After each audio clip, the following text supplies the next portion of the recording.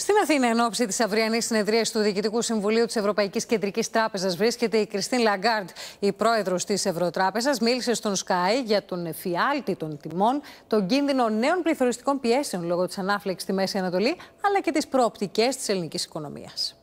ECB's board will meet tomorrow in Athens to decide the next steps of European monetary policy, but this happens in a very heavy, volatile international environment due to the crisis in the Middle East. So I would like to ask you first if you are concerned about the possible new energy crisis and of a possible new round of inflationary pressures.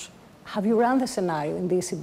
Well, let me first say that the first thoughts and the first sadness is for those people who are losing life and are being wounded in this horrific developments that we are seeing in the Middle East.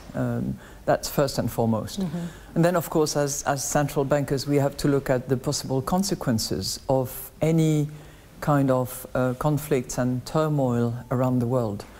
So we are monitoring carefully the situation, and we are looking at prices, we're looking at futures, we're looking at what impact it could have on energy prices, which of course is a major component of our life and which has been a key driver of the round of inflation that we had in the last 3 years now.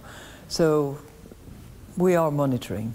Europeans and Greeks as well struggle under the pressure of the combination of high interest rates and high prices. I wonder if you think it's time for the European governments to do more to fight inflation. It's an interesting question because for governments to do more probably means doing less. And this is what we central bankers have been advocating recently, that the fiscal stimulus and the fiscal supports that were provided to people, to small businesses, to large businesses during the height of the crisis. Now the energy prices have faded. I'm not suggesting that they are all the way down, but now that the crisis has faded, it's time to roll back those measures, and that will be the best way to help us tame inflation and bring it back to 2% in the medium term. People wonder whether the prices will ever get back to the normal, let's say, levels.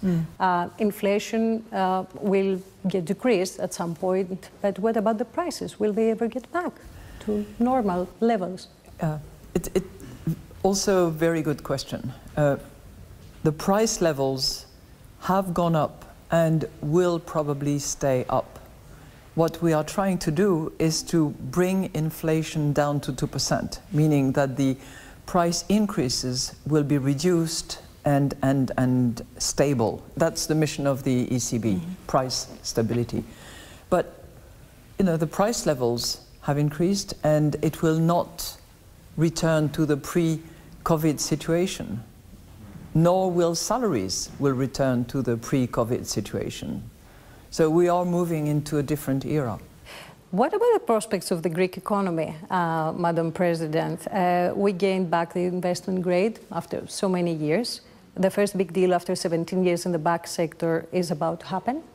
And I want to ask you whether you see any dangers from now on. The first thing I see about the Greek economy is some very, very positive signals and good numbers. When I look at my average euro area numbers and I look at Greek numbers, they are above the average in the euro area, except on unemployment, where it's still a bit higher, although at the lowest level it has been since 2009.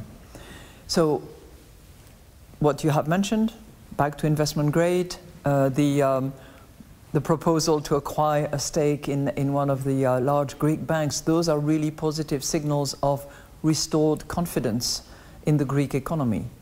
Now, has the Greek economy completed all the reforms that have to be completed in order to improve productivity, in order to deliver all the growth potential? Probably not. There is still work to do, and there is always work to do. Looking back, how do you feel about the Greek crisis? And if you could change something in the IMF and in the European recipe towards Greece, what would this be? My best recipe would be for the euro area, in addition to having monetary union, to have fiscal union, to have banking union, and to have a capital market union.